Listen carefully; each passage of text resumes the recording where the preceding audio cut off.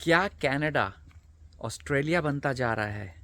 ऐसी आजकल लोग बातें क्यों कर रहे हैं कि भाई लगता है कनाडा भी ऑस्ट्रेलिया के रास्ते पे चल चुका है और वो दिन दूर नहीं जब कनाडा भी ऑस्ट्रेलिया बन जाएगा। तो हाँ जी, वेलकम, नमस्कार, सत श्री अकाल, वणक्कम। अगर आप भी चैनल पे पहली बार आए हैं तो वो घंटी बंटी वाला ड्रामा कर डालो ताकि कोई वीडियो मिस ना हो। लेकिन अगर आप बार बार आते हो तो थैंक यू सो मच। और इस वीडियो में आज हम बात करेंगे कि ऐसा क्या हो रहा है कनाडा की हवा में कि यहाँ के लोगों को लग रहा है वो कनाडा में नहीं ऑस्ट्रेलिया में रह रहे हैं। ऐसी कौन सी बातें आजकल कनाडा की हवा में हो रही हैं जिसकी वजह से कनाडा और ऑस्ट्रेलिया का कंपैरिजन, जो कि पहले बहुत दूर तक का होता था, अब एकदम पास तक का हो गया है। और लोग ये बातें बना रहे हैं या बातें कह रहे हैं कि भाई अब कोई डिफरेंस नहीं रह गया दोनों देशों में ज़्यादा, और वो दिन दूर नहीं है जब कनाडा भी बिल्कुल ऑस्ट्रेलिया की तरह हो जाएगा और इसके भी ऑस्ट्रेलिया वाले हाल हो जाएंगे। चलो तो फिर देर किस बात की है, आज की दुकान शुरू करते हैं। आज का शटर अप हो गया है और मेरे हिसाब से जो सबसे बड़ा रीज़न है कि अब कनाडा को ऑस्ट्रेलिया की तरह देखा जा रहा है वो है यहाँ पे बढ़ता हुआ रेसिज्म। जी हाँ, racism against Indians, racism against outsiders, racism against middle eastern, racism against refugees. यानी कि जो रेसिज्म का लेवल है वो नई ऊंचाइयों पे पहुंच गया है पिछले 5 सालों में कनाडा के अंदर। और इसीलिए लोग ये कह रहे हैं कि भाई ये बातें तो ऑस्ट्रेलिया से आती थी, रेसिज्म अटैक्स, रेसिज्म की बातें, रेसिज्म की रैली, और अब इस शांति प्रिय देश, पीसफुल देश कनाडा में भी ये सब शुरू हो चुका है। देखो भाई, बात ऐसी है कि बिना आग के धुआं नहीं उठता है। तो अगर ये बातें कनाडा में हो रही हैं तो इसके पीछे कुछ तो रीज़न होगा, कुछ तो सच्चाई होगी। ऐसे थोड़ी हवा में एक दिन अंग्रेज उठे और बोला कि चलो आज के नाश्ते में हम रेसिज्म खाएंगे। तो भाई मेरे हिसाब से तो जो रेसिज्म हो रहा है उसके जिम्मेदार कुछ हद तक हम यानी कि सारे इमिग्रेंट्स। अब इन अंग्रेज़ों के लिए क्या है कि ये जब किसी भी हमारे जैसे यानी कि इंडियन जैसे दिखने वाले किसी भी आदमी को देखते तो इनको लगता है ये इंडियन ही है। इनको फ़र्क नहीं पता चलता पाकिस्तानी में, अफ़गानी में, श्रीलंकन में, नेपाली में, इनके लिए हम सारे इंडियंस हैं। और ये जो कर्म है ये हमारे अपने कर्म है जिसकी वजह से सैडली मेरे को ये बोलना पड़ रहा है कि रेसिज्म कनाडा में बढ़ता जा रहा है। लेकिन हाँ, सारी गलती इमिग्रेंट्स की नहीं है। कुछ शरारती तत्व यानी कि कनाडा में रहने वाले अंग्रेज़, खासकर यंग जो हैं, उन्हें मस्ती के लिए मौका मिल गया है। सबके हाथ में फ़ोन आ चुका है, सब फटाफट फ़ोन पे वीडियो बना बना के सोशल मीडिया पे हाहाकार मचा के बहुत ज़्यादा रेसिज्म करने लग गए हैं। और कई केसेस में तो बिना किसी बात के ही ये करा जा रहा है। अगर आप कनाडा में रेसिज्म का डेटा उठा के देखेंगे पिछले 5 सालों का, इससे ज़्यादा मत देखो, सिर्फ 5 सालों का देख लो तो आपको पता चल जाएगा कि 2019-20 में किस टाइप का यहाँ पे था और आज की डेट में racism, hate, specially online hate, तो भाई सारी हदें पार कर गई हैं। अब कोई भी वीडियो अगर कोई बंदा डालता है उसमें सबसे पहले comment deport deport deport deport. वो ये भी नहीं देखते कि बंदा इंडियन है या नहीं है, सीधा send them back to India. अब इन्होंने टर्म निकाल दी है पजीत। पजीत जब इंडियन के लिए रेसिज्म टर्म यूज़ करते हैं वो क्या है?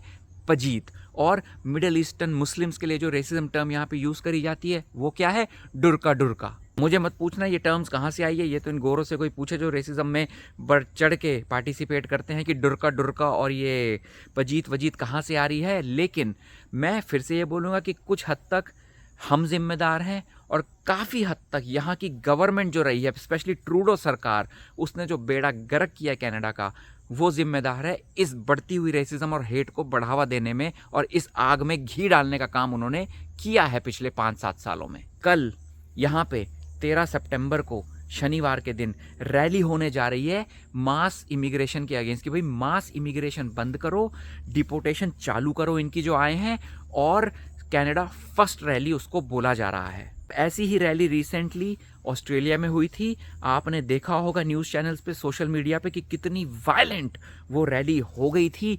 मार धाड़, पुलिस इन्वॉल्वमेंट, क्या क्या वहाँ पे हो गया था। ऊपर वाला ना करे कि ये रैली कल जो होने वाली है टोरंटो में, डाउनटाउन में, ये उस लेवल पे पहुंच जाए। मैं सबसे यही हाथ जोड़ के बोलूँगा कि अगर आप इमिग्रेंट हो, मेरी तरह सिटीज़न भी हो, भाई वो आपको नहीं देख रहे ना आप सिटीज़न हो कि नहीं हो, उनके लिए यू आर अ ब्राउन गाय। तो इससे पहले कोई आप पे हाथ छोड़ दे डाउनटाउन में, ट्रेन में, जब तक आप ये बताओगे नहीं नहीं रुको रुको मैं तो कैनेडियन सिटीजन, तब तक आप फ्लोर पे पड़े होगे। इसीलिए हो सके तो कल के दिन शनिवार 13 सितंबर को डाउनटाउन टोरंटो जाना प्लीज़ अवॉइड करें। और जहाँ तक ऑनलाइन हेट की बात है वो आप देख ही लो, टिकटॉक जो लोग जो देखते हैं वो देख लें, इंस्टाग्राम जो देखते हैं, यूट्यूब शॉर्ट्स जो देखते हैं, कोई भी उठा के देख लो। आप देख लो वहाँ पे जो गोरे लोग हैं वो किस तरीके से रास्ते में लोगों को परेशान कर रहे हैं, इमिग्रेंट्स को। कहीं प्लाजा में मिल जाते हैं, वॉलमार्ट में बन जाते हैं तो उल्टे सीधे कमेंट्स कर रहे हैं उनकी गाड़ियों पे जाके। अभी एक 19 साल के एक लड़के को अरेस्ट किया गया है क्योंकि वो रेसिज्म कर रहा था। लेकिन चलो यहाँ की पुलिस ढीली है, उसको तो अब तक छोड़ भी दिया गया होगा। लेकिन रेसिज्म अब बहुत ज़्यादा हो रहा है, सबको मसाला मिल गया है इंडियंस के अगेंस्ट या इमिग्रेंट्स के अगेंस्ट बोलने का। उनको लगता है ऐसी वीडियो बना के उनको ट्रैक्शन मिल जाएगी सोशल मीडिया पे। लेकिन पॉइंट इज कि ये हुआ क्यों पिछले 5 सालों में। जैसा कि मैंने कहा कि इसके लिए जिम्मेदार हैं हम लोग और यहाँ की गवर्नमेंट। तो पहले बात करते हैं कि हम लोग इसके लिए कैसे जिम्मेदार हैं। जब हम लोग यहाँ पे आते हैं तो हम अपनी हरकतों से बाज नहीं आते। लॉन्ग स्टोरी शॉर्ट में बताऊं तो इसीलिए हम लोग यहाँ पे रेसिज्म का सामना करते हैं, क्योंकि हमारी आदतें नहीं सुधरती। हमारा जो वो एटीट्यूड होता है ना, चलता है, वो यहाँ पे नहीं चलता है और हम अपनी हरकतों से बाज नहीं आते हैं। तो मतलब ये नहीं है कि सारे ही बेकार हैं। मैं कहता हूँ सिर्फ 5% या 10% ऐसे लोग होंगे जो इंडिया से यहाँ आते हैं जो अपनी हरकतों से बाज नहीं आते। लेकिन उसका खामियाजा किसको भुगतना पड़ता है? हम सबको। हम जो एक ऑनेस्ट ज़िंदगी जी रहे हैं, मेहनत कर रहे हैं, अपनी फैमिली को पाल पोस रहे हैं, यहाँ पे हम कैनेडियन कल्चर को अपना रहे हैं, हमको भी उसी नज़र से देखा जाता है उन स्टूडेंट्स की जो इंडिया से, पंजाब से या कहीं से भी उठ के आए हैं और वो सड़कों पे नाच रहे हैं, चोरियां कर रहे हैं, भंगड़े पा रहे हैं, ज़ोर ज़ोर से चिल्ला रहे हैं, गाड़ियां रैश ड्राइविंग। हम सबको उसी नज़र के थ्रू देखा जाता है और उन्हें लगता है ये भी साला वही है, चलो इसके पीछे पड़ जाओ। दूसरा जो मैंने बोला था रीज़न, वो है यहाँ की गवर्नमेंट। जो यहाँ की लिबरल सरकार है, स्पेशली जो जस्टिन ट्रूडो के अंडर रही है इतने साल, उन्होंने भाई साहब मास इमिग्रेशन का इतना बुरा हाल कर दिया है कि मिडल ईस्ट से, यूक्रेन से, जहाँ जहाँ वॉर चल रही है, अफ्रीका में कहीं भी भर भर के वो रेफ्यूजीज़ और असाइलम सीकर्स को उठा के यहाँ पे डंप करी जा रहे हैं। चलो मैं मानता हूँ कि यार as a first nation commonwealth country आपका फ़र्ज़ है, आपकी एक डील भी है, कॉन्ट्रैक्ट होता है, आपकी रिस्पॉन्सिबिलिटी भी है, लेकिन आप कुछ तो लिमिट लगाओ। आपसे अपना देश ही नहीं संभल रहा है। बेरोज़गारी यहाँ पे बढ़ती जा रही है, कनाडा में महंगाई यहाँ पे बढ़ती जा रही है, हाउसिंग मार्केट इतनी हाई हो गई थी अब क्रैश हो रही है। आपसे अपनी कंट्री नहीं समझ रही और आप इकोनॉमी के ऊपर बाहर से लोगों को लाके, जो कि इंग्लिश नहीं बोलना जानते, जिनके पास कोई स्किल नहीं है, जो हमारे टैक्स के पैसे से जी रहे हैं, उनको फ्री के होटलों में ठहराया जा रहा है, फ्री के मेडिकल प्लान दिए जा रहे हैं, फ्री के हर महीने पैसे दिए जा रहे हैं डिपेंडिंग ऑन फैमिली साइज़। तो ये तो इकोनॉमी को पूरी तरह बर्बाद कर देगी। तो इस एंगल से अगर देखा जाए तो यार गोरे ठीक कह रहे हैं, जो यहाँ के रियल कनेडियंस हैं सो कॉल्ड, वो कुछ गलत कह नहीं रहे हैं वैसे देखा जाए तो। मैं 2006 में पहली बार इंडिया से बाहर गया था, न्यूजीलैंड। तब कितना अच्छा था सब कुछ। स्टूडेंट वीज़ा पे लोग जाते थे या मेहनत करने वर्क परमिट पे या पीआर लेके जाते थे अपने स्किल्स को लेके। मैं खुद कनाडा में एक्सप्रेस एंट्री प्रोग्राम के अंदर क्वालिफाई करके आया था। अब उसमें क्या होता है, उसमें आपकी education, police background, bank balance, medical history, work experience, सब कुछ देख के आपको क्वालिफाई किया जाता है। ऐसे नहीं कि मुफ्त में आ जाओ।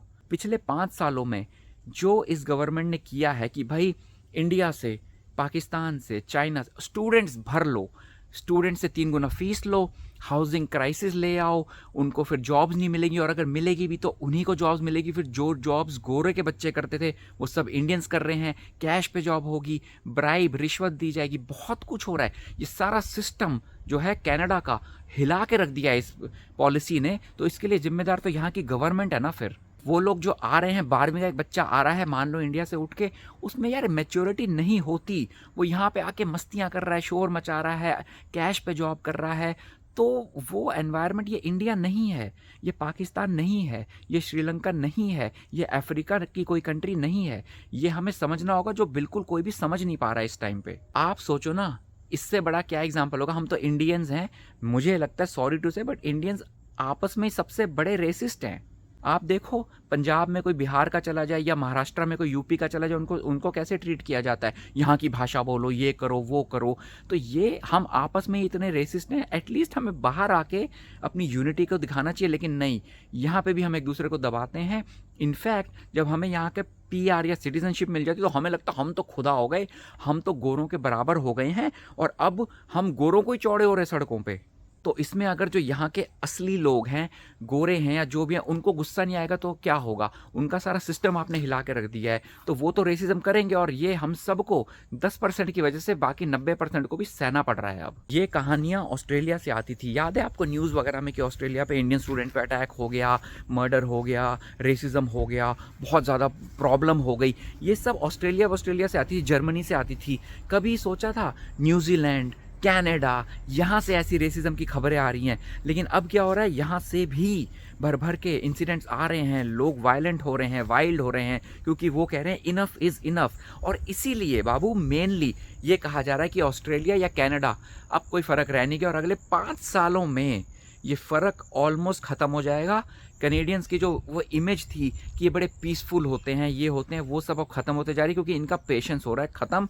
अगर हम अपनी हरकतों से बाज नहीं आए और अगर इस गवर्नमेंट ने मास इमिग्रेशन अनस्किल्ड फालतू के लोगों की जो कुछ कंट्रीब्यूट नहीं कर रहे हैं इकोनॉमी में बंद नहीं की, तो बाबू भगवान बचाए फिर हमें, मैं तो इंडिया वापस चला जाऊंगा भैया, सिंपल सी बात है। मैंने आज के वीडियो में 2 मेन पॉइंट मेरे हिसाब से जो है वो कवर कर लिए हैं। आपको क्या लगता है कि इसके अलावा और कौन से वो पॉइंट हैं जिसकी वजह से कनाडा के अंदर इंडियंस के अगेंस्ट रेसिज्म बहुत ज़्यादा बढ़ रहा है, और किन चीज़ों से हम सुधर सकते हैं या क्या सोल्यूशन हो सकता है इस चीज़ का, ताकि कनाडा रहे और भगवान ना करे ऑस्ट्रेलिया बन जाए। चलो भैया आज की दुकान बंद करते हैं फिर, लेकिन उससे पहले वो कर लिया ना, वो घंटी बजा दी, ये कर दे, बड़े अच्छी वीडियो बनाता हूँ, मेरे कॉमेडी देखो यार, कॉमेडी भी मैं सही कर ही लेता हूँ मेरे हिसाब से। तो शॉर्ट्स वॉट्स देखो, इंस्टाग्राम पे जाओ, टिकटॉक पे जाओ, देखो ज़रा, फिर कुछ मज़ा आए। अगले वीडियो में जल्दी मिलेंगे और तब तक के लिए वेलकम टू कनाडा।